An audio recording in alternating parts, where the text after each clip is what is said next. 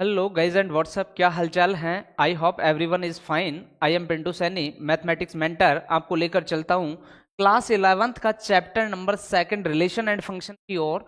तो बेटे आज की इस क्लास में अपन 11th क्लास का जो रिलेशन एंड फंक्शन का चैप्टर है इसकी कंप्लीट थ्योरी कवर करने वाले हैं।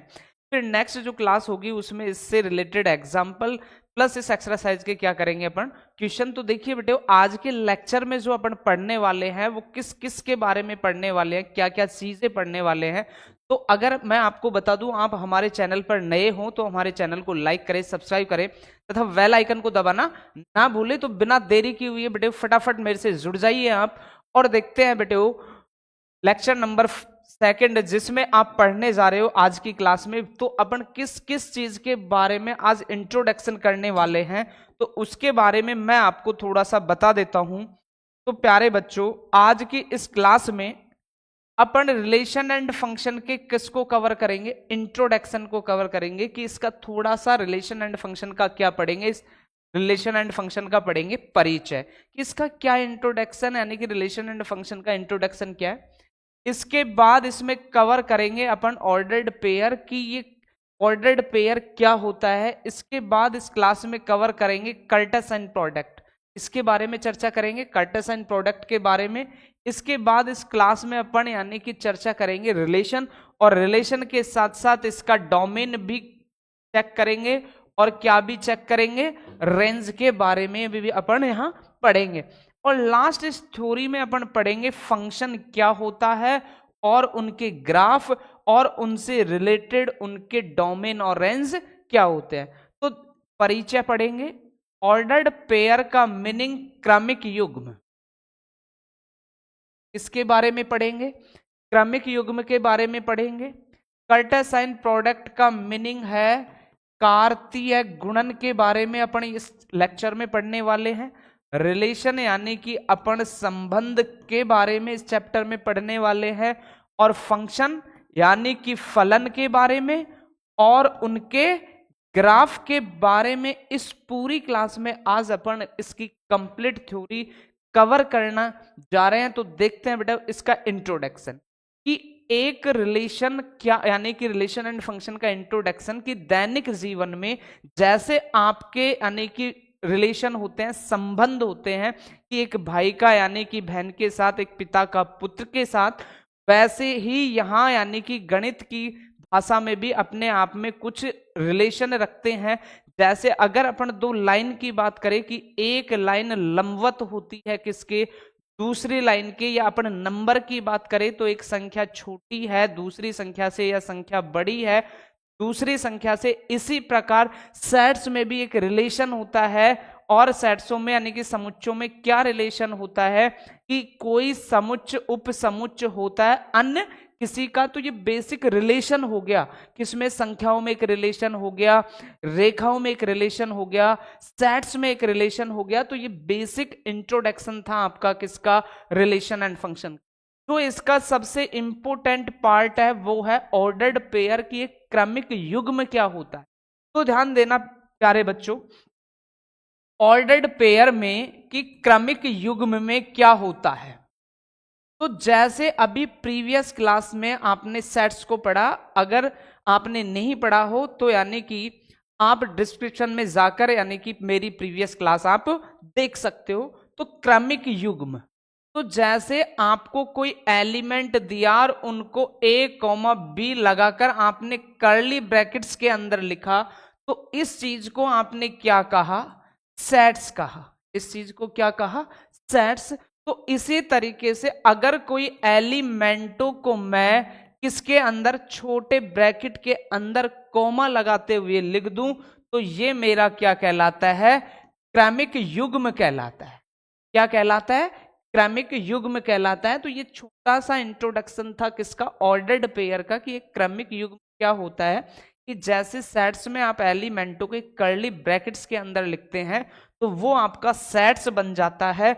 उसी तरीके से यदि उन एलिमेंटों को किस रूप में लिख दें, a, b के रूप में लिख दें तो वो आपका क्या कहलाता है, क्रमिक युग्म। अब कुछ कहानियां होती हैं कि a, b कभी भी बराबर नहीं होता है, ए कॉमा बी के, क्योंकि ये तो क्या कहलाया, सेट्स, और ये क्या कहलाया, क्रमिक युग्म कहलाया। ठीक है, और ए कॉमा बी कभी भी बराबर नहीं होता है किसके, बी कॉमा ए के। ये तब ही बराबर होता है जब आपका ए बराबर किसके होना चाहिए, बी के। तो ये कुछ बेसिक चीजें हैं, कुछ रिमार्क हैं जो आपको किस में ध्यान रखने हैं, ऑर्डर्ड पेयर में ध्यान रखने हैं कि एक ऑर्डर्ड पेयर अगर सेट्स के रूप में लिखे तो ए कोमा बी कर्ली ब्रैकेट्स के अंदर, और यदि उन्हें यानी कि छोटे ब्रैकेट के अंदर लिख ले तो वो क्या कहलाता है, ऑर्डर्ड पेयर। ये काम आने वाला है। जस्ट अगला टॉपिक अपने पढ़ने वाले हैं क्या, कार्टेशियन प्रोडक्ट, कार्तीय गुणन। तो देखिए बेटे, कार्तीय गुणन का एक बार तो मैं आपको यानी कि किताब के अनुसार यानी कि कार्तीय गुणनफल की क्या डेफिनेशन होती है वो बता देता हूं। तो कार्तीय गुणनफल में क्या होता है कि दो अरिक्त समुच्च P और Q का कार्तीय गुणन P क्रॉस Q उन सभी क्रमिक युग्मों का समुच्च है जिनके प्रथम घटक किससे लिए गए हों, P से, और द्वितीय घटक किससे लिए गए हों, Q से बनाया हो। तब कार्तीय गुणनफल को किससे रिप्रेजेंट किया, P क्रॉस Q से, और लिखने का क्या हुआ, P comma Q such that P belongs to capital P और Q belongs to capital Q। तो ये आपका क्या कहलाया, कार्तीय गुणन। तो यानी कि मैं आपको यानी कि सीधी डेफिनेशन सरल भाषा में समझाता हूं कि इसका मीनिंग क्या है। कि फॉर इजी, मान लीजिए कोई सेट ए है जिसमें 1 2 3 एलिमेंट, कोई सेट बी है जिसमें एलिमेंट ए बी सी है, यानी कि सेट है तो उनको यानी कि कॉमा लगाते हुए किसके अंदर ही लिखोगे, कर्ली ब्रैकेट। अब इनका कार्तीय गुणनफल ए क्रॉस बी से रिप्रेजेंट किया, कार्तीय गुणनफल को किससे रिप्रेजेंट किया जाता है, ए क्रॉस बी। और ए क्रॉस बी में ऑलवेज क्या लिखा जाता है कि फर्स्ट घटक जो है, फर्स्ट एलिमेंट जो है ऑलवेज सेट ए का होना चाहिए, और सेकंड जो एलिमेंट है वो ऑलवेज किसका होना चाहिए, बी का होना चाहिए। तब क्रॉस यानी कि उसका कार्टेशियन प्रोडक्ट लिखा जाएगा ए क्रॉस बी। अगर कल को ए क्रॉस बी लिखा है मीनिंग फर्स्ट घटक जो है वो किसका ही होना चाहिए, ए का होना चाहिए। बी यानी कि द्वितीय घटक किसका होना चाहिए, बी का होना चाहिए। तो उसने यही कहा कि कल को यदि P क्रॉस Q है तो यहां पहला घटक P है, दूसरा घटक Q, यानी स्मॉल p और स्मॉल q ये एलिमेंट है, और कैपिटल P और कैपिटल Q का मीनिंग ये क्या है, सेट्स है। तो पहला एलिमेंट सेट्स P से, दूसरा एलिमेंट सेट्स Q से, क्योंकि ये लिख रखा कि स्मॉल p का मतलब एलिमेंट और कैपिटल P का मतलब क्या है, वो सेट्स। तो ये एलिमेंट किससे लिया गया हो, सेट्स P से, और Q का मतलब कोई एलिमेंट, कैपिटल लिखा है इसका मतलब ये कोई सेट्स। तो ये एलिमेंट सेकंड कहां से लिया गया हो, सेकंड सेट से Q से लिया गया हो। तो ऐसे ही अपन ने ए सेट मान लिया और सेट क्या मान लिया, बी। तो प्रथम घटक किसके होने चाहिए, ए के, और द्वितीय घटक किसके होने चाहिए, बी के। तब उसे क्या लिखा जाएगा, ए क्रॉस बी। तो देखना प्यारे बच्चों, ये ए क्रॉस बी आपका आएगा जो क्या आएगा, तो आपने लिखा ए क्रॉस बी, तो प्रथम घटक ए का तो 1 कॉमा ए लिख सकते हो, 1 कॉमा बी लिख सकते हो, 1 कॉमा सी लिख सकते हो। फिर किसका नंबर आए 2, तो 2 कॉमा ए लिख सकते हो, कॉमा बी लिख सकते हो, 2 कॉमा सी लिख सकते हो। फिर किसके साथ, 3 के साथ, 3 कॉमा ए, 3 कॉमा बी, 3 कॉमा सी। तो ये जो बना आपका कि फर्स्ट घटक ए का, सेकंड घटक बी का, तो इसी चीज को कहा जाता है कार्टेशियन प्रोडक्ट, कार्तीय गुणन। तो यही लैंग्वेज थी कि दो अरिक्त समुच्च P तथा Q। अब P और Q यानी कि कैसे भी होने चाहिए, अरिक्त नॉन एम्प्टी सेट,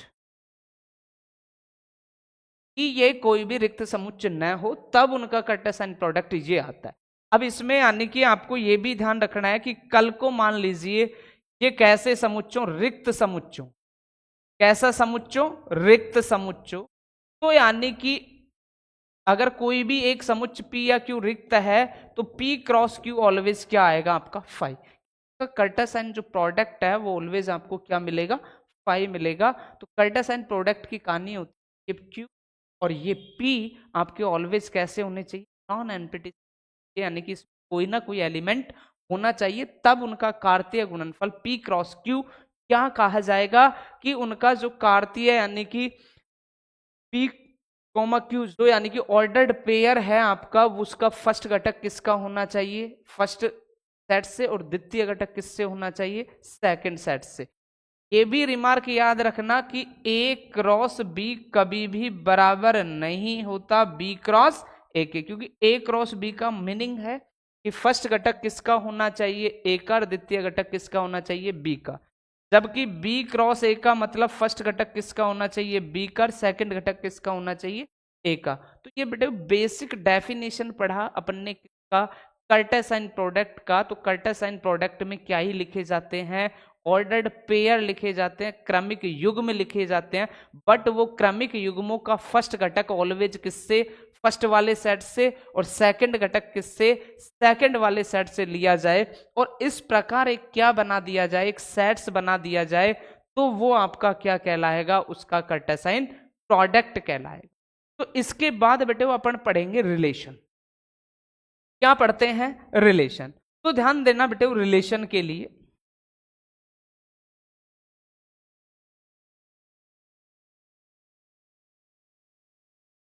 तो रिलेशन में आपको कुछ नहीं करना, एक छोटी सी कहानी याद रखनी है कि एक रिलेशन होता है, वो सबसेट होता है किसका, कार्टेशियन प्रोडक्ट का।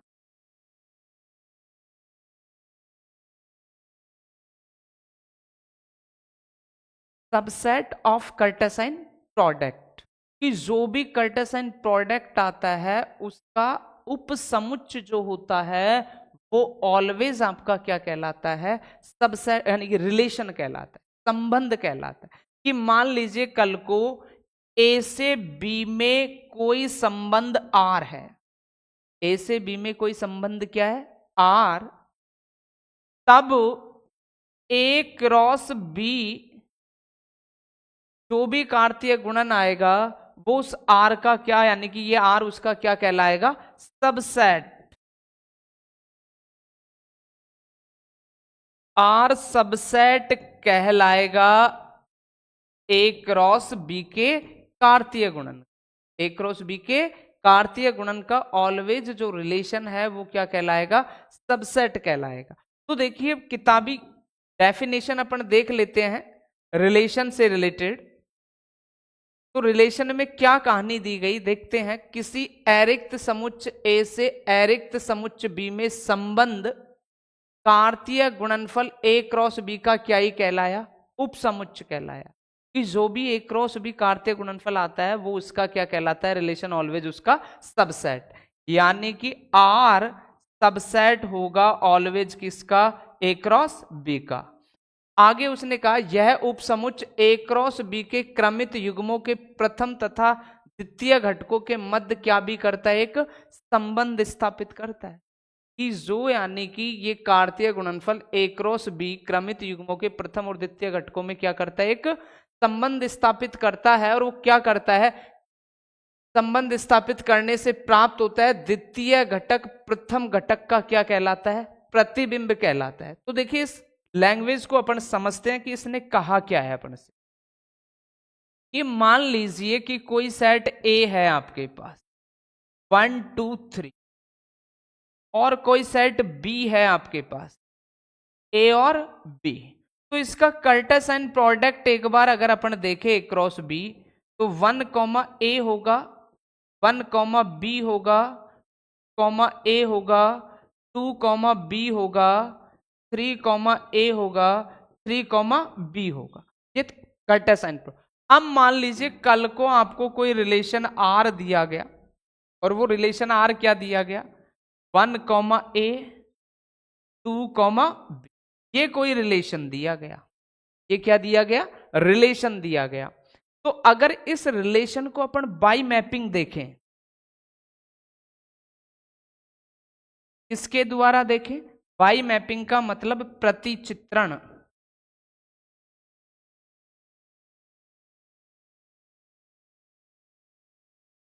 तो प्रतिचित्रण का मतलब ये कोई सेट हो गया आपका ए, ये कोई सेट हो गया आपका, दो सेट हो गए।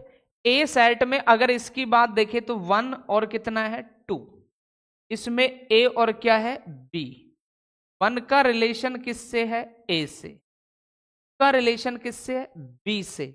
तो इसका मीनिंग क्या हुआ कि जो 1 का ए से रिलेशन है, 2 का बी से रिलेशन है, मीनिंग द्वितीय जो घटक है वो प्रथम घटक का क्या कहलाता है?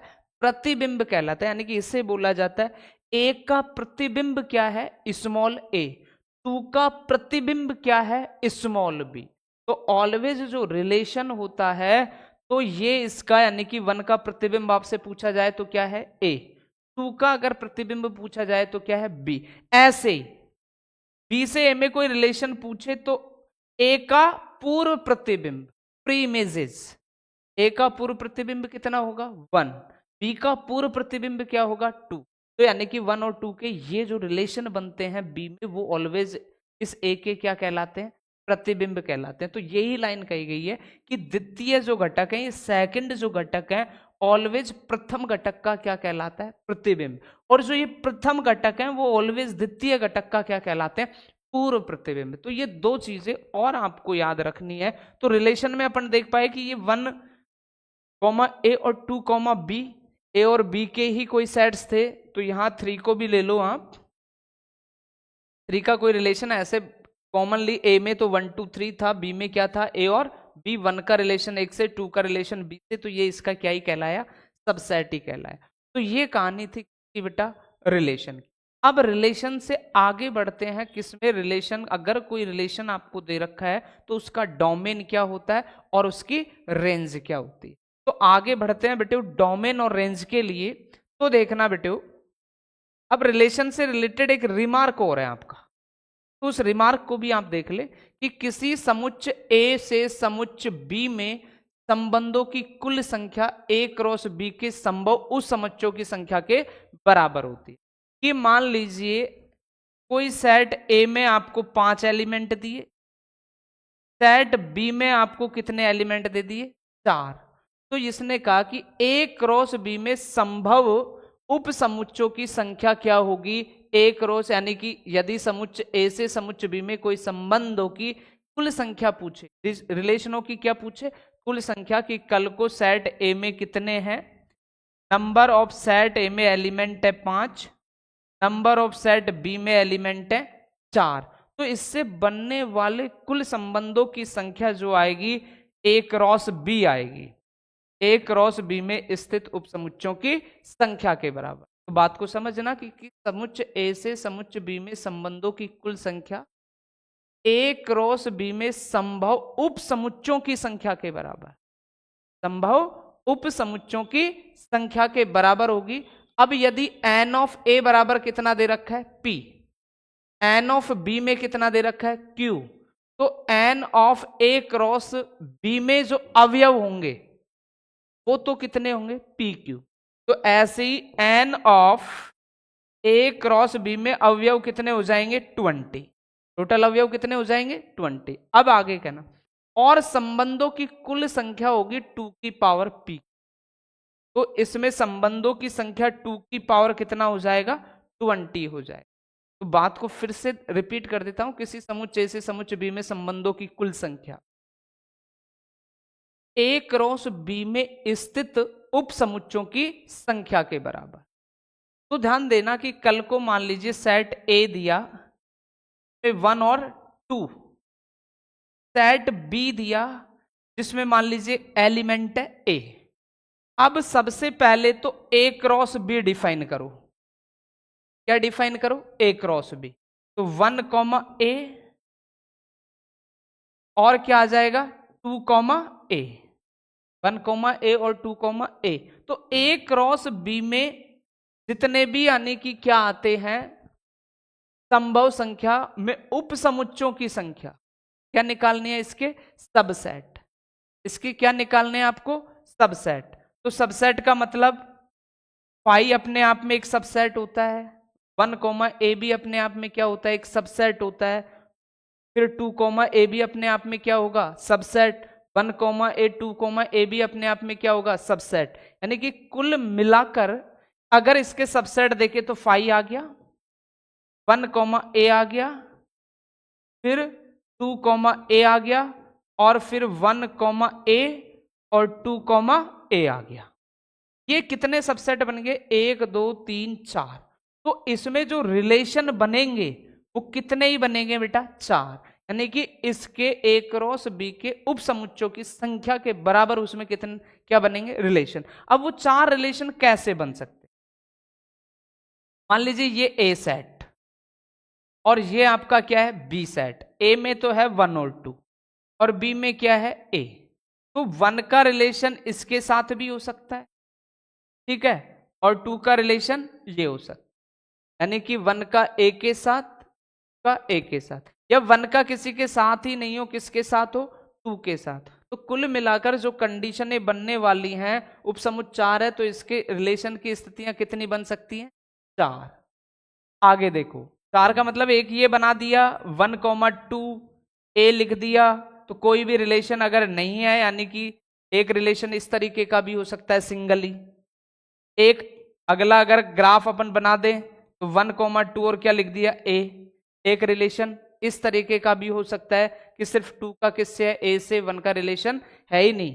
और 5 का मतलब कि उसका एक से भी रिलेशन नहीं है। तो इस तरीके से अपन कितने रिलेशन बना सकते हैं, 4 रिलेशन बना सकते हैं। तो सीधा सा मीनिंग ये है कि कल को यदि ए और बी में आप तो ए क्रॉस बी ज्ञात करें और उनके क्या निकाले, उप समुच्चयों की संख्या, उतने उसमें क्या बन जाएंगे, रिलेशन बन जाएंगे। तो कल को यदि एन ऑफ ए में पी अवयव है, एन ऑफ बी में क्यू अवयव है, तो पहले तो N of A cross B में अवयव कितने होंगे, N of A cross B में अवयव होंगे क्या, पी क्यू।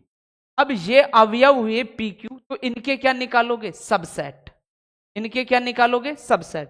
तो अपन ने पढ़ा है कि यदि एलिमेंट 2 हैं तो उनके सबसेट क्या बनेंगे, 2 की पावर n से।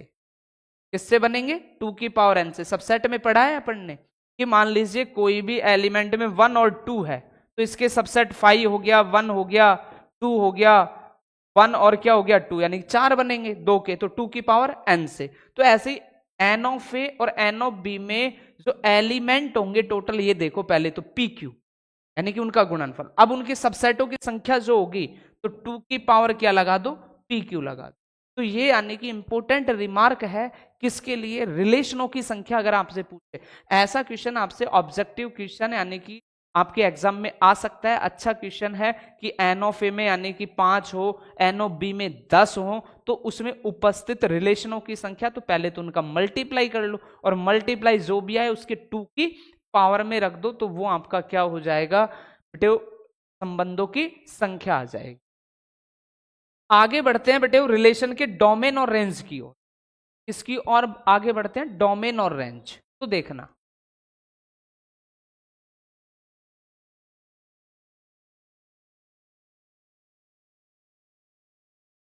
तो डोमेन और रेंज में एक रिलेशन अगर आपको दे रखा है तो उसका डोमेन और रेंज क्या होता है, एक एग्जांपल के थ्रू समझ लेते हैं, फिर इसकी डेफिनेशन देखेंगे कि बुक की लैंग्वेज क्या होती है। कि मान लीजिए एक रिलेशन आपको दिया, 1,a, 2,b, 3,c। तो ऐसा अगर कल को आपको कोई रिलेशन मिलता है और इस रिलेशन का आपसे क्या पूछता है, डोमेन और रेंज, तो बिल्कुल सिंपल सा मीनिंग है बेटा कि रिलेशन के जो फर्स्ट घटक है, रिलेशन के जो फर्स्ट घटक है, ये ऑलवेज क्या कहलाते हैं, डोमेन कहलाते हैं। क्या कहलाते हैं, डोमेन कहलाते हैं। तो आप तो सीधा से याद रखो कि कोई रिलेशन जिसके फर्स्ट घटक जो भी है वो ऑलवेज आपका क्या कहलाएगा, डोमेन। फिर कहानी किसकी आई, रेंज की। तो रेंज का मीनिंग है जो आपके पास सेकंड घटक बचे हैं, ये आपके ऑलवेज क्या कहलाएंगे, रेंज कहलाएंगे। क्या कहलाएंगे, रेंज। तो ये कहानी होती है किसकी, किसी भी रिलेशन का डोमेन और रेंज। उसका जो फर्स्ट घटक है वो ऑलवेज उसका क्या है, डोमेन है, और उस रिलेशन का जो सेकंड घटक है वो ऑलवेज क्या है, रेंज है। आइए बुक की लैंग्वेज देख लेते हैं, डोमेन और रेंज की क्या कहानी देता है ये।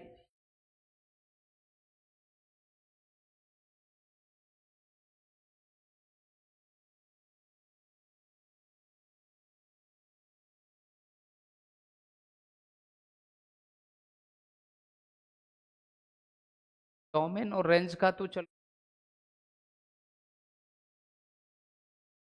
कोई नहीं बेटा, बुक की लैंग्वेज आप तो डायरेक्ट याद रख लो, डोमेन और रेंज का कोई भी रिलेशन, उसका फर्स्ट घटक क्या कहलाता है, डोमेन, और सेकंड घटक क्या कहलाता है, रेंज। अगर इसको मैथमेटिकल पोर्शन में लिखना चाहें तो डोमेन लिखोगे x such that x belongs to A, comma x comma y belongs to R। ये लिखने का तरीका है, किसको, डोमेन को रिप्रेजेंट करने का तरीका है बुक की लैंग्वेज में। भी यानी कि रिलेशन, कोई रिलेशन A से B में दे रखा तो उस रिलेशन का domain x such that x belongs to A। x जो है किससे लेना है आपको, A से, तो A का जो घटक है वो आपका क्या कहलाएगा, डोमेन कहलाएगा। और एक्स वाई क्या है, ऑर्डर्ड पेयर है, क्रमिक युग्म, जो किसको रिप्रेजेंट करता है, एक रिलेशन। ऐसे ही रेंज को डिफाइन करने का तरीका होगा X such that Y belongs to क्या, बी, कि वाई किस में से लिया गया हो, बी में से। वाई जो होगा, रेंज होगा, वो किस में से लेना है, बी में से। और वही X comma Y belongs to क्या हो, एक रिलेशन दे रखा हो कि एक्स कॉमा वाई के रूप का कोई रिलेशन है, तो ये जो वाई का मान कहलाएगा, और वाई का मान किस में से लिया गया हो, सेट बी में से लिया गया हो, मीनिंग वो आपका उस रिलेशन का क्या कहलाएगा प्यारे बच्चों, रेंज कहलाएगा। तो ये कंडीशन हो गई अपना डोमेन और रेंज के किसी फंक्शन के लिए। तो इंट्रोडक्शन हो गया, ऑर्डर्ड पेयर हो गया, कार्टेशियन प्रोडक्ट हो गया, और अपन ने किसको पढ़ लिया, रिलेशन को पढ़ लिया। इसके बाद महत्वपूर्ण बात आती है फंक्शन की। किसकी बात आती है, फंक्शन की। तो आइए बेटे फंक्शन को देखते हैं कि अपना एक फंक्शन क्या कहलाता है। तो पहले तो कंडीशन देख लेते हैं, एक रिलेशन यानी कि एक फंक्शन की क्या डेफिनेशन होती है। तो फंक्शन के लिए आपसे कहा गया, और क्या कहा गया, एक समुच्च ए से समुच्च बी में कोई संबंध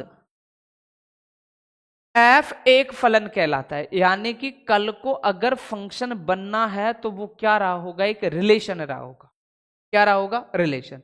बट जरूरी नहीं कि ऑल रिलेशन क्या हो, एक फंक्शन हो। तो ये आगे कैटेगरी समझा रहा है कि एफ ए से बी में कोई रिलेशन रहा है, और वो रिलेशन क्या बनना चाहता है, एक फंक्शन बनना चाहता है। तो फंक्शन बनने के लिए क्या स्थिति कही, यदि समुच्च ए के प्रत्येक अवयव का, समुच्च ए के प्रत्येक अवयव का समुच्च बी में, ये बात नोट करने की इंपॉर्टेंट ये चीज, एक और केवल एक प्रतिबिंब। क्या कहना चाह रहा है, ए से बी में कोई एक रिलेशन है, तब वो फंक्शन एफ कहा जाएगा जब समुच्च ए के प्रत्येक अवयव का प्रतिबिंब किसमें बन जाना चाहिए, बी में। और केवल कैसा प्रतिबिंब, एक प्रतिबिंब बने, तब जाके वो आपका क्या कहलाएगा, रिलेशन किस में बदलेगा, फंक्शन में बदलेगा। तो ध्यान देना बेटे, एक एग्जाम्पल के माध्यम से अपन सीखते हैं कि ये आपसे लैंग्वेज क्या कहना चाहते। फॉर इजी, ये मान लीजिए कोई सेट ए जिसमें 1 2 3 और 4 एलिमेंट हैं, कोई सेट बी जिसमें ए comma B comma C comma D element, और ये ए से बी में क्या है, एक रिलेशन है। तब ए से बी में ये फंक्शन बनने के लिए इसे क्या होना पड़ेगा, तो ध्यान देना कि यहां 1 2 3 4 ये हो गया आपका ए बी सी और डी, ये बी सेट। अभी फिलहाल ये क्या लिखा है मैंने, एक रिलेशन है। रिलेशन कैसा है कि 1 का रिलेशन ए से है, का रिलेशन बी से है, सी का रिलेशन सी से है, और डी का रिलेशन, वो 4 का रिलेशन किससे है, डी से। तो कल को मान लीजिए ऐसा रिलेशन ए से बी में आपको दे, और आपसे कहा कि अब बताइए कि ये जो रिलेशन आर है वो एक फंक्शन कहा जाएगा कि नहीं कहा जाएगा। तो फंक्शन तब कहेगा, तो डेफिनेशन को ध्यान से समझना, कि यदि समुच्च ए का प्रत्येक अवयव, तो किसकी बात कर रहा है, सेट ए की, और सेट ए के प्रत्येक अवयव की, क्या, प्रत्येक अवयव का समुच्च बी में एक और केवल एक क्या होना चाहिए, प्रतिबिंब। तो मैंने अभी कहलाया कि समुच्चय बी के जो भी घटक होते हैं वो ए के क्या कहलाते हैं, प्रतिबिंब कहलाते हैं। तो यानी कि प्रत्येक का रिलेशन किस में होना चाहिए, बी में होना चाहिए, कि ए का कोई भी एलिमेंट छूटना नहीं चाहिए, प्रत्येक का रिलेशन होना चाहिए किसमें, बी में। और वो रिलेशन हो तो सही, लेकिन वो रिलेशन भी ओनली एंड ओनली वन, केवल और केवल कितना होना चाहिए, एक होना चाहिए। तो 1 का रिलेशन है, 2 का है, 3 का है, 4 का है, कोई एलिमेंट ऐसा तो नहीं जिसका रिलेशन नहीं बन रहा हो, बिल्कुल बन रहा है प्यारे बच्चों, इस सबका रिलेशन बन रहा है बी में, ठीक है। लेकिन वो रिलेशन भी चेक कर लो, एक का एक ही है ना, कहीं एक के रिलेशन दो से तो नहीं जा रहे, एक का संबंध दो से तो नहीं है।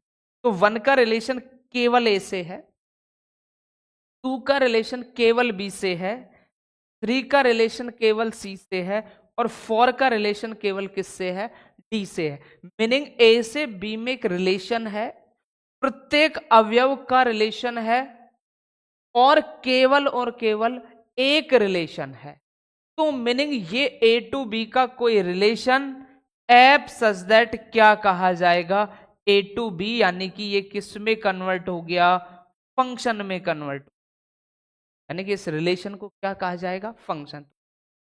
की डेफिनेशन कहती है कि सेट है का कोई भी एलिमेंट छूटना नहीं चाहिए, सबका क्या होना चाहिए, रिलेशन होना चाहिए, और दूसरा इन एलिमेंटों का रिलेशन केवल और केवल एक का एक के साथ होना है। आइए अपन कुछ एग्जाम्पल लेकर यानी कि बातों को समझते हैं कि रिलेशन एंड फंक्शन के लिए मैं दो चार एग्जाम्पल देता हूं आपको। फॉर इजी वो देख रहे हैं अपन बाई मैपिंग। तो क्या कहानी होगी कि मान लीजिए ये कोई सेट ए है, ये कोई सेट बी है, 1 2 3 4 हैं, इसमें ए बी सी डी और क्या है, ई है। 1 का रिलेशन से, का रिलेशन ए से, 3 का रिलेशन सी से, 4 का रिलेशन डी से। यानी कि ये फिलहाल अभी मैंने ए से बी में क्या लिखा है, एक रिलेशन लिखा है, और मैं चेक करूंगा कि ये रिलेशन फंक्शन है या नहीं। फिर अपन यानी कि सेकंड एग्जांपल देखते हैं। फॉर इजी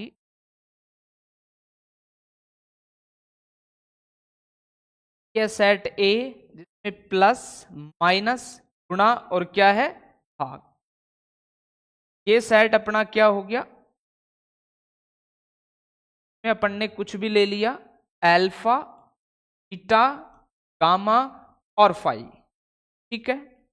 प्लस का रिलेशन अपन ने करा दिया फाई से, भाग का रिलेशन करा दिया अल्फा से, गुणा का करा दिया गामा से, और माइनस का करा दिया किससे, बीटा से। और ए से बी में ये क्या है, एक रिलेशन है। इस रिलेशन को अपन को चेक करना है कि ये फंक्शन होगा या नहीं होगा। आगे बढ़े बेटे, तो अपन ने यानी कि फॉर इजी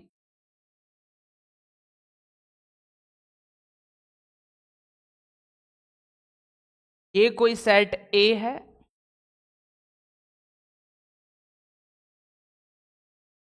और ये कोई सेट क्या है, इसमें अपन ने मान लिया क्या है, पी आर और एस।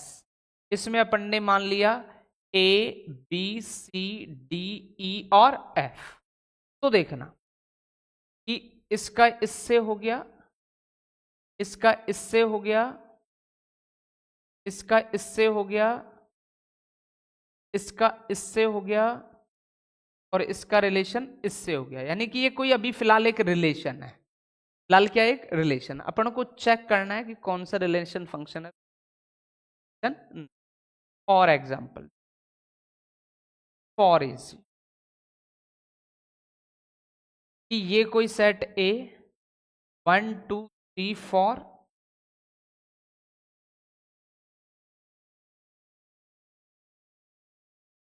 ये कोई सेट बी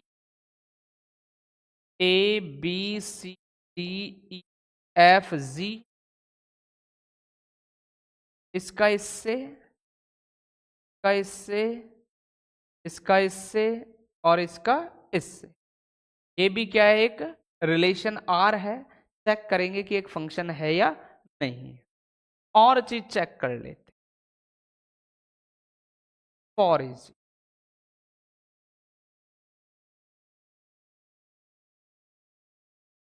क्या, यह सेट ए अल्फा बीटा गामा, और ये सेट बी 1 2 अल्फा के साथ बीटा के साथ, ये कोई रिलेशन है। फॉर 5 और लिख दो।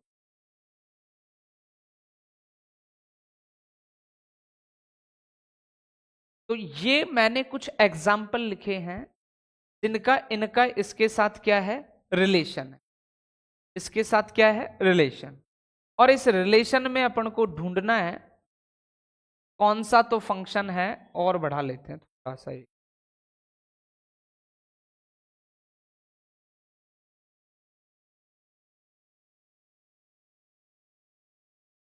गामा यहां लिख देते,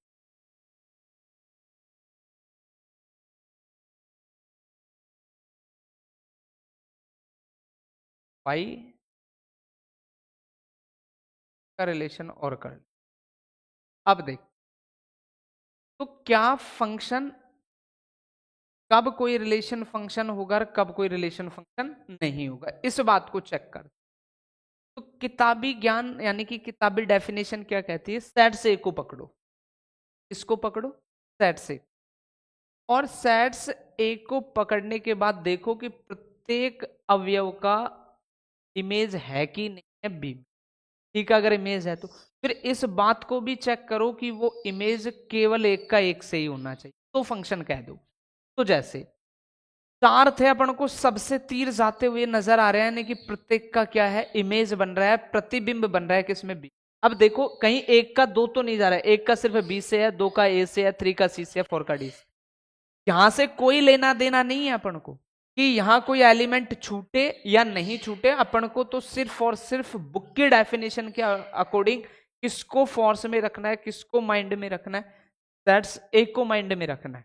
और सेट्स ए आपका क्या कहता है कि सेट्स ए कहता है, वो डेफिनेशन कहता है सेट्स ए का कोई भी एलिमेंट छूटना नहीं चाहिए जिसका रिलेशन ना बना हो, और वो रिलेशन केवल और केवल एक का एक के साथ ही हो। तो इधर से क्या रहता है क्या नहीं रहता है कोई लेना देना नहीं। मीनिंग आपका ये क्या कहलाया, आपका ये कंडीशन क्या कहलाई, एक फंक्शन कहलाया, यानी कि रिलेशन है वो किस में कन्वर्ट हो गया, फंक्शन। इसके बाद इसको बढ़े कि 4 एलिमेंट थे, 4 का 4 से नजर आ रहा है और एक का केवल एक से है, यानी कि क्या है, फंक्शन।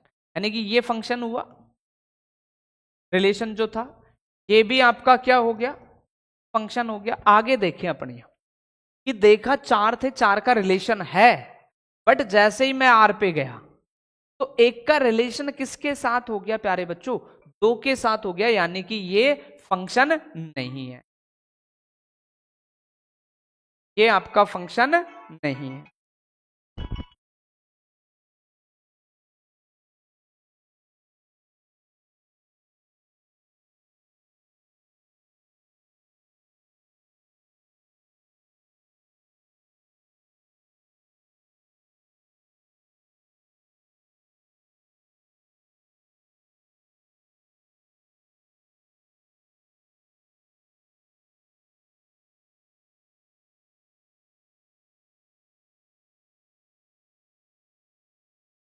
तो देखिए बेटे कि अपन ने देखा कि 4 एलिमेंट थे, रिलेशन यानी कि सबका इमेज बन तो रहा है बी में, बट जैसे ही मैंने आर को देखा एक का एक से होना चाहिए, बट आर का सी से भी हो गया और डी से भी, यानी कि ये फंक्शन डिफाइन, ये रिलेशन है वो फंक्शन नहीं। ऐसे इस पे गए 1 2 3 4 सबका एरो बना हुआ है, ठीक है, एक का एक से ही है ना, यहां से तो एक का एक से ही है, तो एक का एक से है। अब वहां से अगर यूं आ रहा है तो उसका कोई फर्क नहीं, 2 का बी से है, ठीक है, 3 का बी से हो सकता है, बट 3 का अदरवाइज किसी और के साथ नहीं है। मीनिंग ये भी आपका क्या हुआ, फंक्शन हुआ, ये भी आपका क्या हुआ, फंक्शन। आगे इसकी ओर बढ़ते हैं, देखना अल्फा बीटा गामा, यहीं देखो पहली कंडीशन ही फेल हो गई, 5 रिलेशन ही नहीं है, प्रत्येक एलिमेंट का इसके साथ रिलेशन ही नहीं है, मीनिंग ये भी क्या नहीं है, डज नॉट फंक्शन। तो देखो बेटे, ये तो बुक की लैंग्वेज थी। अब इन जनरली अपन को कैसे याद रखना है कि कब मैं इस रिलेशन को फंक्शन कह पाऊं, कब इस रिलेशन को नहीं कह पाऊं। तो जब भी कोई रिलेशन ए टू बी में होता है तो ये जो ई होता है वो आपका क्या होता है, सन, पुत्र मानो इसको, और बी को क्या मान लो, फादर मान लो, या पेरेंट्स भी कह सकते हो, पेरेंट्स मान। बस इतना सा याद रखो आप कि फर्स्ट अगर ए टू बी में कोई रिलेशन है तो ए आपका क्या हो गया, सन या डॉटर हो गया या पुत्री, और बी आपका क्या हो गया, फादर मदर, यानी कि उसको क्या कह सकते हो, पेरेंट्स। अब यदि जो इन जनरल लाइफ में अगर जो रिलेशन ठीक है, वैलिड रिलेशन है, तो मीनिंग फंक्शन कहा जाएगा। अगर वैसा इन जनरल लाइफ में वो रिलेशन इनवैलिड है, गलत रिलेशन है, तो फिर वो फंक्शन की कैटेगरी में नहीं आएगा। तो आइए समझते हैं कि यहां कोई यानी कि पुत्र थे 1 2 3 4 और उनके पेरेंट्स, वन का पेरेंट्स बी, बिल्कुल। कोई पिता था बी जिसका एक पुत्र है, ठीक है। कोई पिता था ए जिसका पुत्र क्या है, 2 है। कोई पिता सी जिसका पुत्र क्या है, 3, या ऐसे कह दो कोई पुत्र 4 था जिसके पिता का नाम क्या है, डी। यहां क्या एलिमेंट छूट गया, ई। इसका मतलब ये कोई पेरेंट्स है, क्या है, पेरेंट्स है, और इस पेरेंट्स के कोई भी संतान नहीं है, ना तो पुत्र हुआ ना पुत्री हुई। तो बिल्कुल इन जनरल लाइफ में ऐसा ही होता है कि ऐसा कोई पेयर हो, ऐसा कोई पेरेंट्स हो, ऐसे माता पिता हो जिसके क्या नहीं हो, कोई संतान नहीं हो। तो ये रिलेशन है वो कैसा रिलेशन है, वैलिड रिलेशन है, अर्थात इसकी कैटेगरी में रखा जाएगा, फंक्शन की कैटेगरी में रखा जाएगा। आगे जैसे ये आपका वही सन हो गया और ये क्या हो गया, फादर या यानी कि मदर हो गया। तो अपन ने देखा कि 4 पुत्र, तो प्लस कोई पुत्र जिसके पिता का नाम क्या है, 5, बिल्कुल हो सकता है। माइनस कोई पुत्र है जिसके पिता का नाम क्या है, बीटा, हो सकता है। क्रॉस कोई पुत्र है जिसके पिता कौन है, वाई है, हो सकता है। भाग कोई पुत्र है जिसके पिता क्या है, अल्फा है, हो सकता है। यानी कि एक एक पुत्र है और उनके पिता भी। तो मीनिंग वैलिड रिलेशन है, कैसा रिलेशन है, वैलिड रिलेशन है, और वैलिड रिलेशन है तो ये किसकी कैटेगरी में आ गया, फंक्शन की कैटेगरी। अब इसकी ओर चल कि पी कोई पुत्र जिसका पिता क्या, ए। क्यू कोई पुत्र जिसका पिता कौन, बी। अब आर कोई पुत्र था जिसके पिता कौन कौन नजर आ गए आपको, सी और डी नजर आ गए। मीनिंग एक बेटे के कितने कितने बाप हो गए, 2 बाप हो गए। यानी कि ये रिलेशन वैलिड रिलेशन नहीं है, वैध रिलेशन नहीं है, गलत रिलेशन ये है। और गलत रिलेशन को कभी भी किसकी कैटेगरी में नहीं रखते हैं, फंक्शन की कैटेगरी में। कि कभी यानी कि एक बेटे के कितने बाप शो कर दिए इसने, 2, जो कि कभी पॉसिबल नहीं होता है। मीनिंग ये आपका फंक्शन की कैटेगरी में नहीं आए। आगे इसके लिए बढ़े कि 1 कोई पुत्र जिसका, वो 1 पुत्र है जिसके पिता का नाम क्या है, ए, बिल्कुल हो। अब 2 और 3 पुत्र हैं, उनके पिता कौन है, बी। तो एक पेरेंट्स के 2 या अधिक क्या हो सकते, संतान हो सकती है। यानी कि ये की कैटेगरी में आएगा, आपके फंक्शन की कैटेगरी में आएगा यहां तक। फिर 4 है तो 4 का पिता कौन है, बिल्कुल ठीक है। अब ये डी ई एफ जी बच गए, यानी कि ये कोई पेरेंट्स थे, ये क्या थे, कोई पेरेंट्स थे जिनके एक भी संतान नहीं हुई। तो ये भी रिलेशन जो था वो कैसा रिलेशन था प्यारे बच्चों, वैलिड रिलेशन था। अर्थात ये किसकी कैटेगरी में कहलाया, फंक्शन की कैटेगरी। अब यहां देखा जाए कि अल्फा बीटा गामा, अगर मैं इसकी बात करूं कि अल्फा पुत्र जिसके पिता का नाम 1 है, बीटा कोई पुत्र जिसके पिता का नाम 2 है, गामा कोई पुत्र जिसके पिता का नाम क्या है, 1, बट 5 पुत्र, तो बिना पेरेंट्स के संतान आ सकती, इम्पॉसिबल, कभी संभव ही नहीं है कि बिना संतान के क्या आ जाए, कोई संतान आ जाए। तो मीनिंग ये रिलेशन भी कैसा हो गया, ये नाजायज हो गया, ठीक है। यानी कि इसको रिलेशन में, वैलिड रिलेशन में नहीं रख सकते। तो वैलिड रिलेशन में अपन नहीं रख सकते, मीनिंग इसको किसकी कैटेगरी में नहीं लाया जाएगा, फंक्शन की कैटेगरी में नहीं लाया जाएगा। तो इस तरीके से आप फंक्शन को डिफाइन कर सकते हैं कि कब कौन सा फंक्शन रिलेशन में होता है, कब कौन सा में नहीं होता। तो ये था एक बेसिक डेफिनेशन फंक्शन का, जिसको अपन ने बुक की लैंग्वेज क्या कहती है, और इन जनरली अपन कैसे एक फंक्शन याद रख सकते हैं। अब बेटे फंक्शनों के कुछ टाइप, उनके ग्राफ और उनसे रिलेटेड डोमेन, रेंज और कोडोमेन की कहानी भी अपन को याद रखनी है। तो आगे बढ़ते हैं। अगली कैटेगरी आती है आपका कुछ फलन और उनके आलेख, और इनके साथ साथ अपन इसमें पढ़ेंगे उनके डोमेन और रेंज, और साथ के साथ कोडोमेन। या डोमेन और रेंज तक तो देखो बेटे,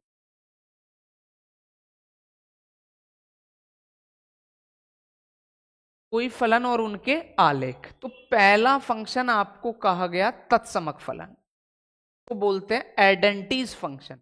तो देखते हैं एडेंटीज फंक्शन क्या होता है। मान लीजिए कि R वास्तविक संख्याओं का समुच्चय है और y equal to F of X, X belong to R द्वारा परिभाषित वास्तविक मान फलन f such that R to R है। कि कोई फलन है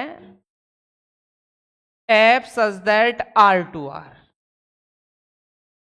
और F of x equal to आपको क्या दिया गया, y दिया गया। तो f such that R to R, F of x equal to y, और x बिलोंग टू R द्वारा परिभाषित वास्तविक मान फलन। कि ये जो x का मान है वो किस में से ले, R में से। ये कैसी वैल्यू प्राप्त होती रहे आपको, वास्तविक वैल्यू प्राप्त होती रहे, तब उसे f such that R to R, इस प्रकार के फलन को क्या कहा जाता है प्यारे बच्चों, तत्समक फलन। तो क्या कहने का मीनिंग इतना है, कोई फलन f such that R to R तत्समक कहलाएगा यदि F of x equal to क्या हो, y, और x बिलोंग्स टू R के लिए y ऑलवेज कैसी संख्या प्राप्त करता रहे, वास्तविक संख्या प्राप्त करता रहे। कैसी संख्या प्राप्त करता रहे, वास्तविक संख्या प्राप्त करता रहे। यानी कि जब x का मान यहां क्या रखोगे वास्तविक संख्या में से, तो y भी कैसी संख्या प्राप्त करती रहे, वास्तविक संख्या। तब उस फंक्शन को कहा जाता है f such that R to R कहा जाएगा।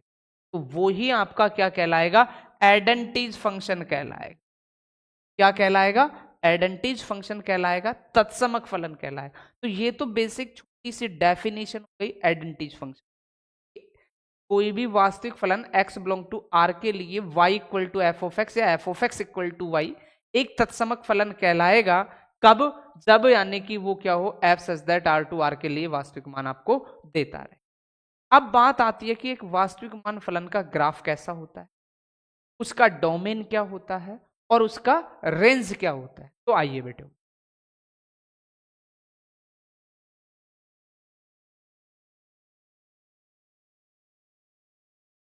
तो ध्यान देना, सबसे पहले y इक्वल टू आपको मिला एफ ऑफ एक्स और f such that R to R, कि कोई फंक्शन R से R में डिफाइन है और y equal to F of X के टाइप का कोई फंक्शन है, मीनिंग वो आपका क्या है, तत्समक फलन, एडेंटीज फंक्शन। तो y equal to F of x है, तो तत्समक फलन का अगर ग्राफ देखें अपन, तो तत्समक फलन का ग्राफ बेटे always y equal to F of X, यानी y इक्वल टू एक्स, क्या है, y इक्वल टू एक्स, और y इक्वल टू एक्स का जो ग्राफ बनेगा वो इस तरीके का बनेगा। यानी कि ये हो गया आपका y इक्वल टू किसका, x का ग्राफ।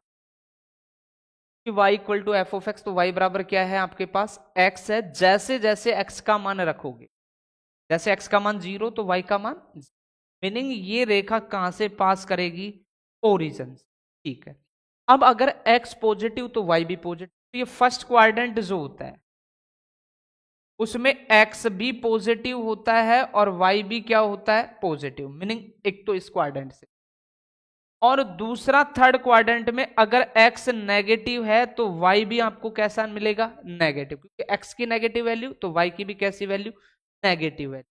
तो मीनिंग अपन को पता चल गया कि y इक्वल टू एक्स जो एडेंटीज फंक्शन है वो ओरिजिन से पास करेगा, और x पॉजिटिव तो y भी पॉजिटिव, x नेगेटिव तो y भी नेगेटिव। मीनिंग फर्स्ट क्वाड्रेंट और कहां से गुजर जाएगा, थर्ड क्वाड्रेंट।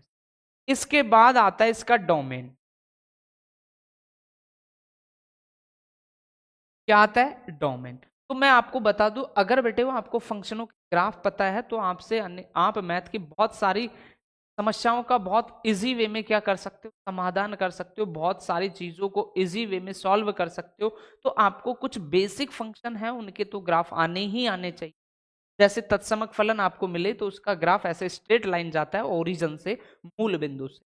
तो यानी कि अब डोमेन की बात आती है, तो अगर कोई फंक्शन का ग्राफ आपको पता है तो एक्स अक्ष का जो एक्सपेंशन होता है, एक्सपेंड होता है कि एक्स अक्ष पर वो ग्राफ जितना फैलता है वो ऑलवेज उसका डोमेन कहलाता है, और वाई अक्ष पर जितना उसका फैलाव होता है, एक्सपेंशन होता है, वो उसका क्या कहलाता है, रेंज कहलाता है।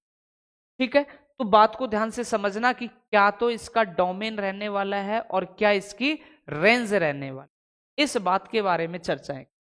तो मैंने अभी कहा कि जो ये एक्स एक्सिस है, ये एक्स डैश, ये वाई, और ये क्या है, वाई डैश। तो एक्स अक्ष पर इसका फैलाव कि आप अगर यहां देखें तो भी मिलेगा, यहां देखें तो भी मिलेगा, कहीं भी आप जाएं आपको एक्स इनफाइनाइट तक जा रहा है वैल्यू मिलती है। इधर को भी एक्स डैश पर जाएं तो आपको हर बार किसकी वैल्यू मिल रही है, नेगेटिव पर भी इसकी वैल्यू मिल रही है। तो ये माइनस इनफाइनाइट होता है और ये प्लस इनफाइनाइट होता है। तो यानी कि एक्स अक्ष पर इसका अगर अपन कल को फैलाव देखें तो माइनस इनफाइनाइट से लेके प्लस इनफाइनाइट, क्योंकि ग्राफ इस तरीके से बढ़ेगा। तो यानी कि जैसे जैसे एक्स बढ़ता जाएगा वाई का मान भी बढ़ता जाएगा, नहीं एक्स के लिए यानी कि आपको वैल्यू मिल रही है, यानी कि ऐसे फैल रहा है तो एक्स अक्ष पर ये बढ़ता जाए, इधर को नीचे की तरफ आ रहा है यानी कि वाई अक्ष पर भी इसका क्या है, फैलाव। तो डोमेन जो हो गया माइनस इनफाइनाइट से प्लस का क्या हो गया, इनफाइनाइट। अब डोमेन को आप क्या भी लिख सकते हो, डोमेन का मतलब किसकी वैल्यू होती है, एक्स की। तो इसको ऐसे भी डिफाइन कर सकते हो, एक्स बिलोंग्स टू आर, चाहे तो ऐसे लिख दे और चाहे ऐसे लिख दे, दोनों बात। अब बात आती है रेंज की। तो रेंज का मतलब इस ग्राफ का वाई अक्ष पर फैलाव, ग्राफ का वाई अक्ष पर फैलाव, एक्सपेंशन। देखो जैसे जैसे बढ़ रहा है यानी कि वाई अक्ष पे भी बढ़ रहा है और इधर को वाई डैश पर भी बढ़ रहा है, तो इसका रेंज भी जो होगा वो भी माइनस इनफाइनाइट से क्या होगा, प्लस इनफाइनाइट। या इसको भी कह सकते हो, रेंज को y से डिनोट करते हैं तो y बिलोंग्स टू क्या भी लिख सकते, r भी लिख सकते। तो ये अपन ने पढ़ा एक आइडेंटिटी फंक्शन, एक तत्समक फलन क्या होता है, और फिर उसका पढ़ा ग्राफ, और फिर उसका पढ़ा डोमेन और रेंज। आगे बढ़ते हैं बेटे नेक्स्ट टाइप की ओर। अगला आपको मिला है अचर फलन। क्या मिला है, अचर फलन।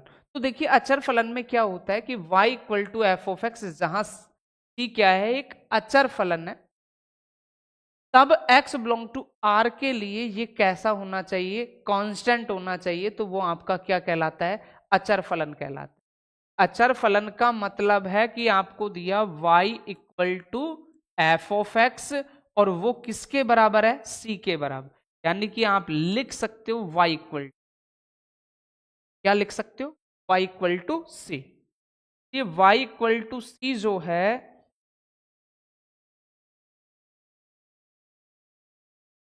वो आपका क्या कहलाए, एक अचर फलन कहलाए। कि अब x बिलोंग टू r के लिए कोई function f such that r2 क्या हो, r हो।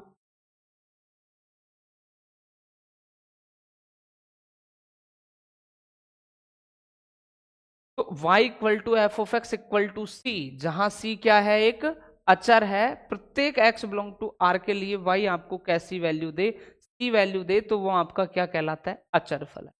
अब इसकी बात आती है ग्राफ की। देखना अचर फलन का ग्राफ,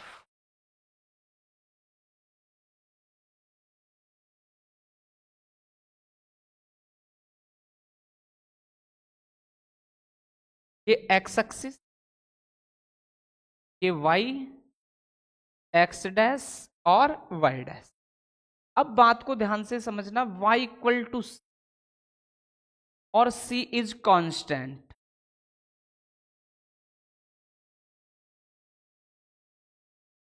c क्या है, कांस्टेंट। तो बात को कि y बराबर c, कांस्टेंट का मतलब स्थिर, कांस्टेंट का मतलब स्थिर। तो y तो स्थिर हो गया किस पर, c। तो y बराबर c का मतलब कल को मान लीजिए ये पॉइंट जो है आपका क्या है, c। ये पॉइंट क्या है, सी, यानी कि 0, C, वाई अक्स की जो वैल्यू है, तो इस पॉइंट को अगर दें तो 0, C देंगे। क्या नाम देंगे, 0, C। अब देखना कि y तो बदल नहीं सकता, चाहे x जो मर्जी आप रखे, कि x का मान कुछ भी रखे आप, नेगेटिव रखे, पॉजिटिव रखे, जो मर्जी रखे, y स्थिर हो गया, यानी कि y बदल नहीं सकता। तो बदल कौन ही रहा है, आप किसकी वैल्यू पुट किए जा रहे हो, x की वैल्यू पुट किए जा रहे हो, बट y पर कोई प्रभाव नहीं पड़ रहा, y तो एक स्थिर हो गया। तो इसका जो ग्राफ जाएगा बेटे, वो इस तरीके से जाएगा, इसका ग्राफ जो बनेगा वो कुछ इस तरीके से। तो ये बन गया y इक्वल टू सी का ग्राफ, y इक्वल टू सी का ग्राफ। अब यहां भी बात आती है डोमेन और रेंज की, यहां भी किसकी बात आती है, डोमेन और रेंज की।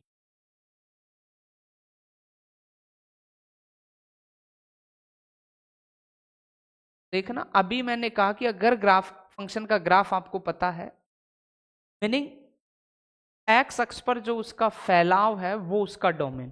तो इस ग्राफ ऐसे बना तो एक्स अक्ष पर इधर को भी ये पॉजिटिव इनफाइनाइट तक, इधर को भी माइनस नेगेटिव इनफाइनाइट तक, यानी कि इसका डोमेन क्या हो गया, minus infinite two plus infinite, या इसको कह सकते हो x बिलोंग्स टू r।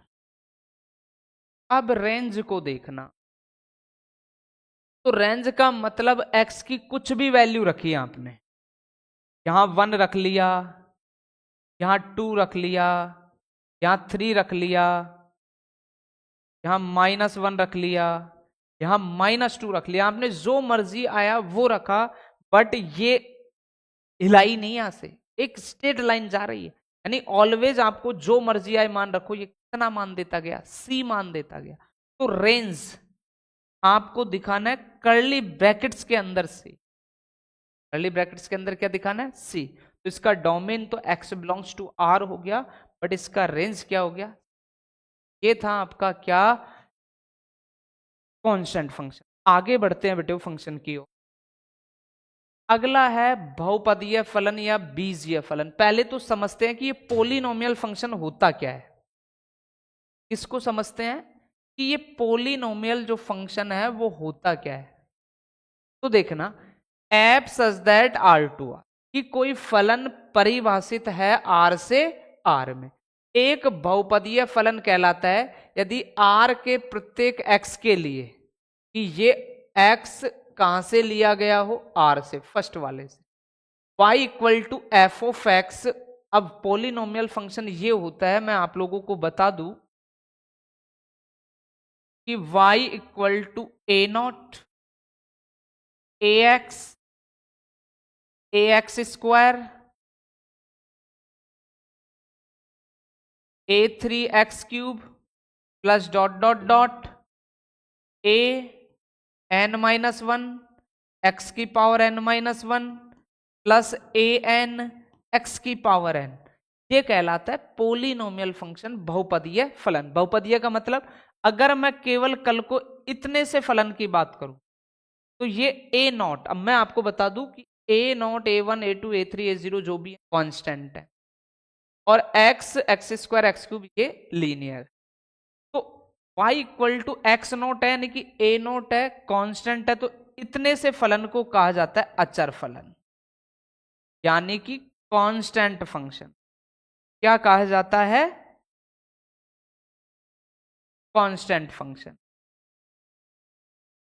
अब मान लीजिए कल को इस फंक्शन में इतना इंक्लूड कर लिया जाए, इतना, कि अब फंक्शन ये हो गया कि y equal to A naught plus a1x।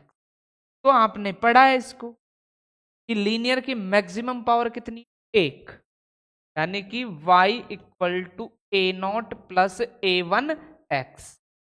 तो इसको ऐसे भी लिख सकते हो, a1x प्लस a नॉट, ऐसे लिख लो।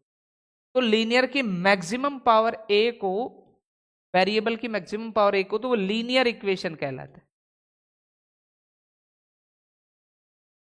तो लीनियर पोलिनोमियल। क्या कहलाया ये, लीनियर पोलिनोमियल, यानी कि रैखिक बहुपद। अगर इसी में ये टर्म्स और ऐड कर ले तो x की पावर कितनी हो गई, शामिल हो गई। तो मीनिंग ये कैसा कहलाए, द्विघात बहुपद। अगर इसी फंक्शन में यहां तक और इंक्लूड कर ले तो ये कहलाया अपना क्यूबिक पोलिनोमियल यानी कि त्रिघात। अब बहुपद के लिए ऐसा इक्वेशन है, बट इस इक्वेशन की खास बात समझ रहे हो आप, कि जो भी वेरिएबल है इसकी खास बात होती है। और वो खास बात क्या होती है पोलिनोमियल, कि ये जो वेरिएबल है इसकी पावर क्या होना चाहिए, होल नंबर होनी चाहिए, पूर्ण संख्या। यहां ए नॉट लिखा है मीनिंग एक्स की पावर 0। अब इसकी खास बात लीनियर क्या है, ए नॉट एक्स की पावर 0 एंड 0, 1 2 3, यानी कि इस वेरिएबल की पावर ऑलवेज कैसी होनी चाहिए, होल नंबर होनी चाहिए, पूर्ण संख्या होनी चाहिए, तो ही वो पोलिनोमियल कहलाएगा। अन्यथा वो पोलिनोमियल नहीं कहलाएगा, बहुपद कहलाएगा ही नहीं। कि कल को मान लीजिए कोई फंक्शन आपको दे दिया F of x equal to A X की पावर 2/3 प्लस बी, एक्स की पावर कितना दे दिया 2/3। अब 2/3 क्या होल नंबर में इंक्लूड होता है क्या, नहीं होता है, पूर्ण संख्या है, यानी कि पूर्ण संख्या है ही नहीं, 2/3 है, एक रैशनल नंबर है। और रैशनल नंबर अगर किसी भी पोलिनोमियल यानी किसी भी इक्वेशन में आ जाए फिर वो बहुपद नहीं है। क्या नहीं है वो, बहुपद। तो आइए इसकी ये लैंग्वेज क्या कहना चाहता है कि पोलियन फंक्शन कि एफ सच दैट R2R एक बहुपदीय फलन कहलाता है, एक्स के लिए y इक्वल टू ऐसा इक्वेशन हो। और ये सबसे इंपॉर्टेंट चीज है पोलिनोमियल के लिए, मैं आप लोगों को बता दूं कि जो सबसे इंपॉर्टेंट चीज ने कहा, जहां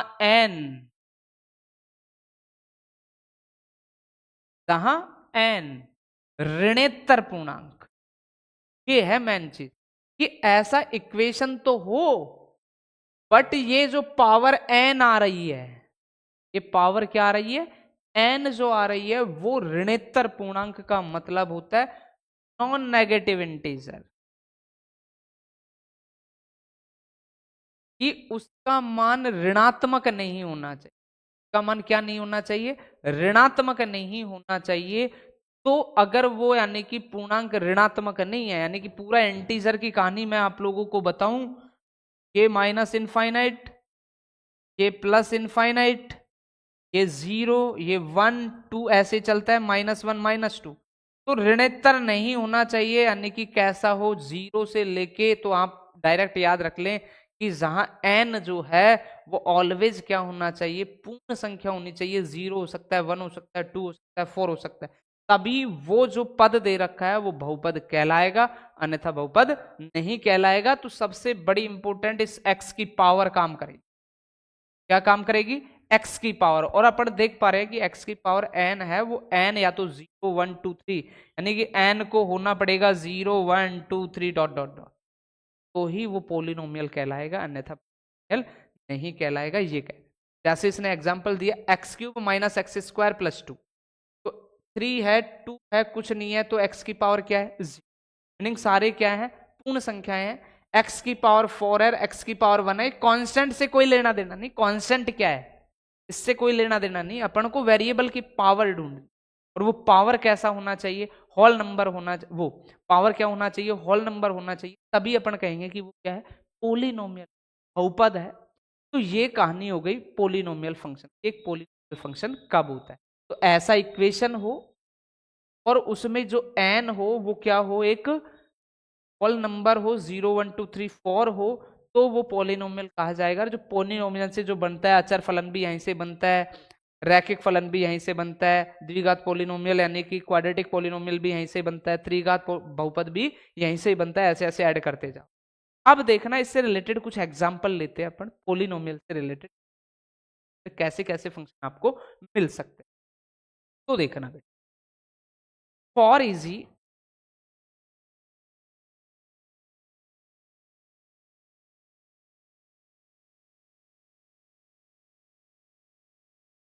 कि आपको f सच दैट R2R दिया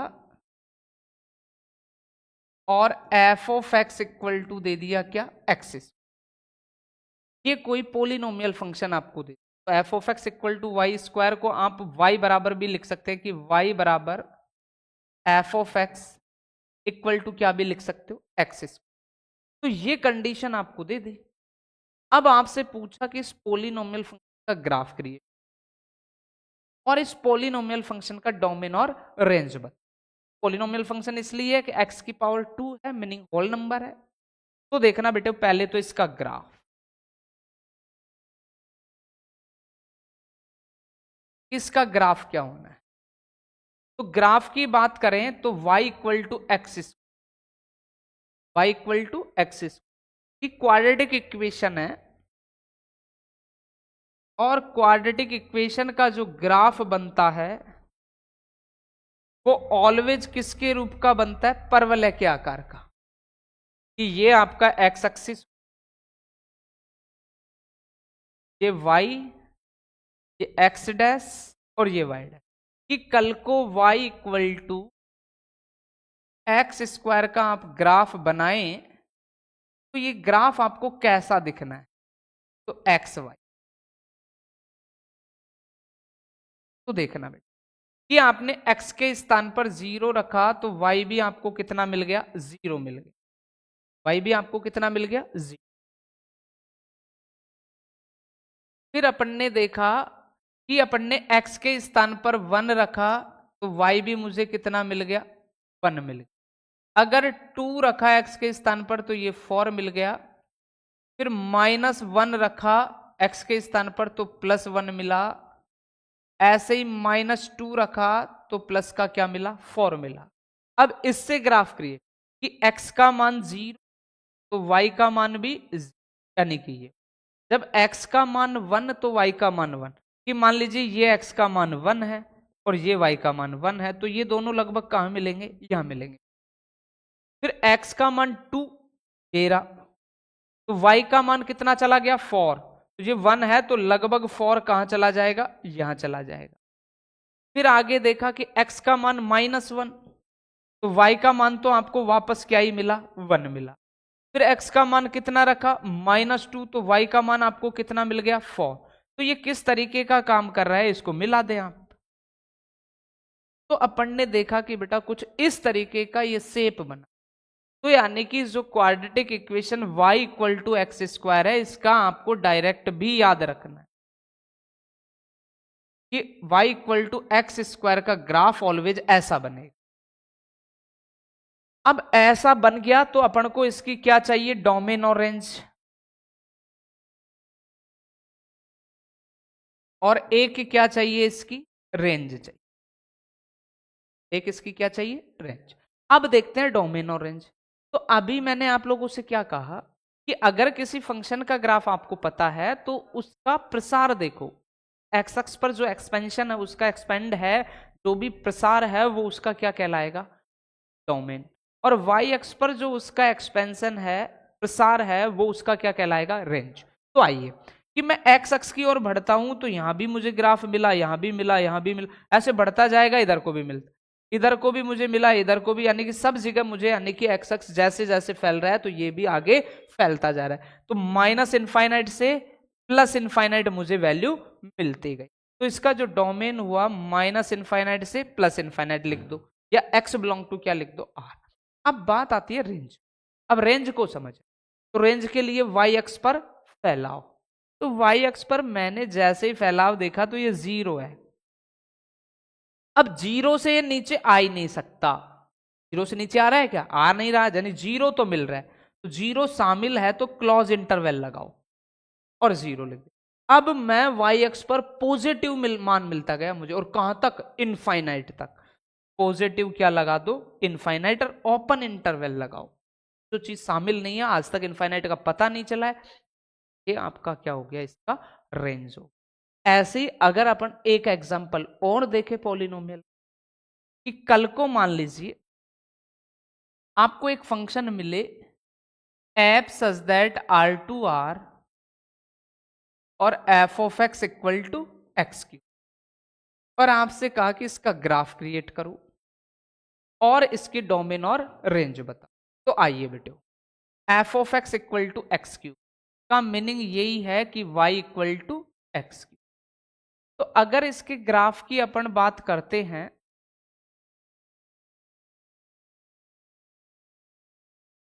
तो ये मान लीजिए x है, ये क्या है, y।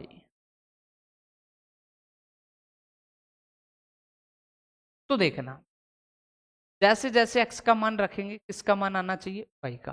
तो x का मान मैंने 0 रखा तो y भी मुझे कितना मिल गया, x का मान मैंने 1 रखा तो y का मान भी मुझे कितना मिल गया, 1 मिल गया।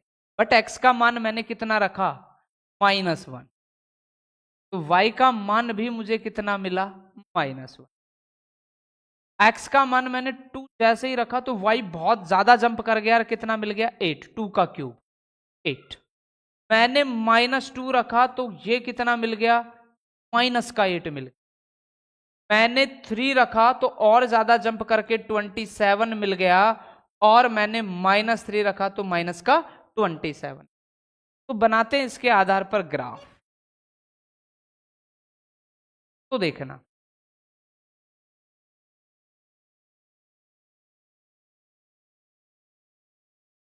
ये x एक्सिस,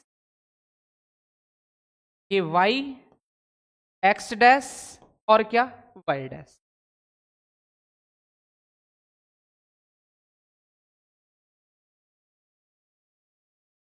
तो देखना बेटे ग्राफ कि x का मान 0 तो y भी कितना मिला मुझे, 0। x का मान 1, y का मान भी 1, यानी कि लगभग ये। अब x का मान -1 तो y का मान भी मुझे कितना मिला, -1, यानी कि मुझे कुछ दोनों इस स्थिति पर मिले। अब जैसे ही मैंने x का मान 2 रखा बट y का मान तो कहां चला गया, 8 पर, लगभग बहुत ज्यादा चला गया। से कहां चला गया, 8। ऐसे ही मैंने कितना रखा, -2 रखा तो कितना चला गया, -1। तो अगर इन्हीं चीजों को अपन मिला लें एक बार,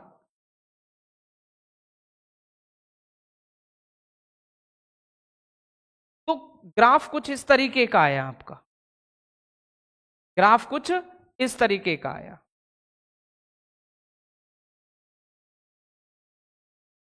तो ऐसा जो ये ग्राफ बनता है वो किसका बनता है, f(x) = x³। अब ये बार बार आपको ऐसे काम नहीं करने कि ऐसे मान रखे, ये चीजें डायरेक्ट याद रखनी है कि y = x² का ग्राफ इस तरीके से, y = x³ का ग्राफ इस तरीके से। अब बात आती है इसके डोमेन और रेंज की।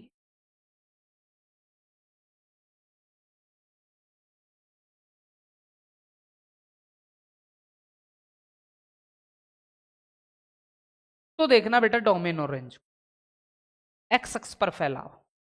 तो जैसे जैसे आप ऐसे जाओगे इसका एक्स अक्ष पर क्या हो रहा है, मान बढ़ता जा रहा है, और इधर को भी मान बढ़ता जा रहा है, यानी कि क्या हो गया, रियल नंबर।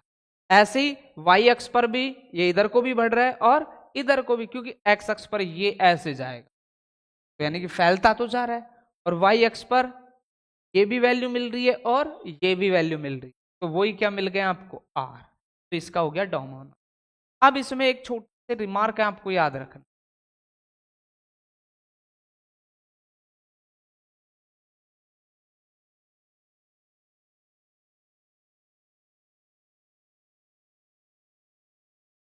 और वो रिमार्क क्या है देखना प्यारे बच्चों, कि y = x² हो, चाहे x⁴ हो, चाहे x⁴ हो, चाहे x⁴ हो, यानी कि x⁴2n हो, सम पावर हो, तो उसका ग्राफ ऑलवेज इसी तरीके का बनता है, परवलय के आकार का। बात आ गई होगी समझ। ऐसे ही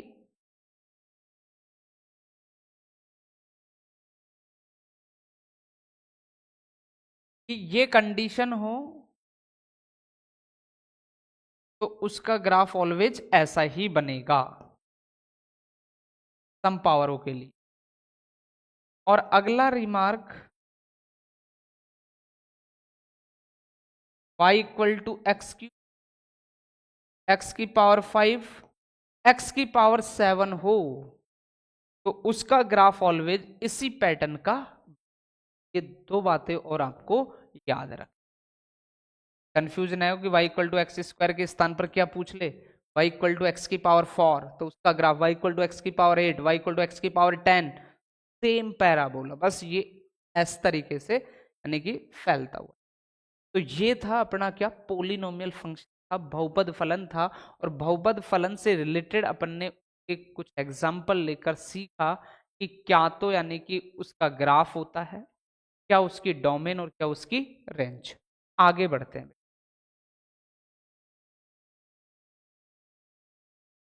इसके बाद कंडीशन आती है परिमेय फलन की।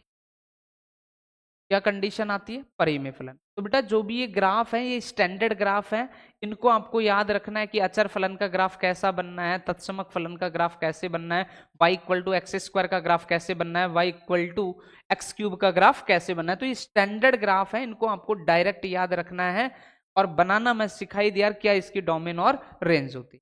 तो अगला है बेटा परिमेय फलन। तो रेशनल यानी परिमेय का मतलब कोई function f of x upon g of x की फॉर्म का हो।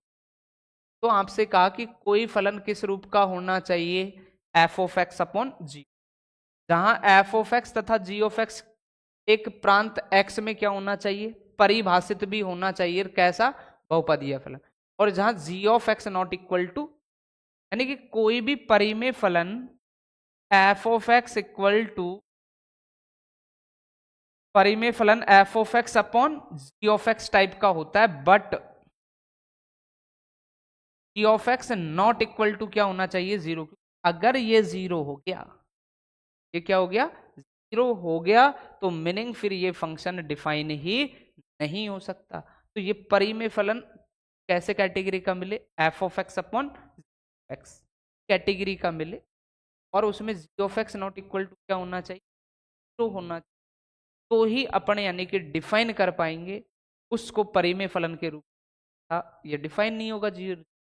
तो आइए इससे रिलेटेड एग्जांपल देखते हैं। तो देखना बेटे, परिमेय फलन के लिए मान लीजिए आपने कोई फंक्शन ले लिया f such that R minus to zero to R, और F of x equal to one by x. तो f of x upon g of x है, और एक्स का मान क्या नहीं होना चाहिए, जीरो। तो ये भी बहुत काम की चीज है, इस बात को समझना कि ये जो फर्स्ट का एलिमेंट होता है वो डोमेन यानी कि किसकी वैल्यू को रिप्रेजेंट करता है, एक्स की, और जो आर है ये कोडोमेन को रिप्रेजेंट। तो देखना आर यानी कि वास्तविक संख्या होनी चाहिए, एक्स बिलोंग टू आर होना चाहिए, एक्स बिलोंग टू क्या होना चाहिए, आर। बट आर में आप वास्तविक संख्याओं में किसको शामिल नहीं कर सकते, जीरो को, क्योंकि कल को आपने इसको जीरो शामिल कर लिया तो ये जीरो होते ही इनफाइनाइट हो गया, यानी कि फंक्शन ये डिफाइन नहीं हो। तो देखते हैं पहले इस फंक्शन का ग्राफ कि f of x equal to one by x का ग्राफ। ये भी ग्राफ आपको डायरेक्ट स्टैंडर्ड फॉर्मूले यानी कि ग्राफ के याद रखने हैं।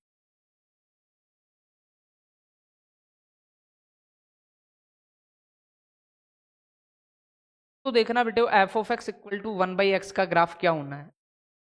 तो f of x equal to one by x का जो ग्राफ बनता है वो बेटे कुछ इस तरीके से बनता है। अब आप सोच रहे होंगे कि ये इस तरीके से बना कैसे, तो ये भी मैं थोड़ा बहुत आप लोगों को बता देता हूं कि ये किस तरीके से बना है। तो वही चीज अपन अप्लाई कर लें, ये एक्स का मान और ये वाई का मान। तो देखना बेटा कि x का मान जीरो नहीं ले सकते और बाकी वास्तविक संख्या है। मान लीजिए आपने x का मान वन लिया, तो ये कितना मिला, y का मान वन। x का मान टू लिया तो y का मान वन बाई टू, थ्री लिया तो वन बाई थ्री, फोर लिया तो वन बाई फोर, फाइव लिया तो वन बाई फाइव। ऐसे ही उल्टा लो कि x का मान वन बाई टू लो, तो ये आपको कितना मिलेगा, टू मिलेगा। x का मान वन बाई थ्री लो तो ये आपको थ्री मिलेगा। x का मान वन बाई फोर लो तो ये आपको कितना मिलेगा, फोर। ये तो मैंने कहानी बताई अभी पॉजिटिव की, इसकी बताइए पॉजिटिव। जैसे जैसे x का मान नेगेटिव लोगे तो y भी ऑलवेज कैसा मिलता रहेगा, नेगेटिव। तो देखना पॉजिटिव के लिए कि x का मान वन तो y का मान वन, यानी कि ये मिल गया आपको वन और वन। फिर x का मान दो तो ये रहा x का मान दो। तो y का मान 1/2 का मतलब 0.5, 1 से थोड़ा नीचे आ गया 0.5। फिर x का मान 3, ये रहा 3, तो y का मान 1/3 का मतलब 0.33, और नीचे आ गया ये, और नीचे आ गया। ऐसे ही जब यानी कि इधर को लोगे x का मान बहुत छोटा लोगे, 1/2 0.5 लोगे, इससे नीचे आओगे तो इसका मान फिर क्या मिलेगा 2, और नियर, तो इस तरीके तो सेम ही ये कैटेगरी की नेगेटिव मानो। तो ये कहानी यानी कि ये आपको स्टैंडर्ड ग्राफ भी है f of x equal to 1/x, जो आपको याद रखना। अब इसके बाद आता है डोमेन और,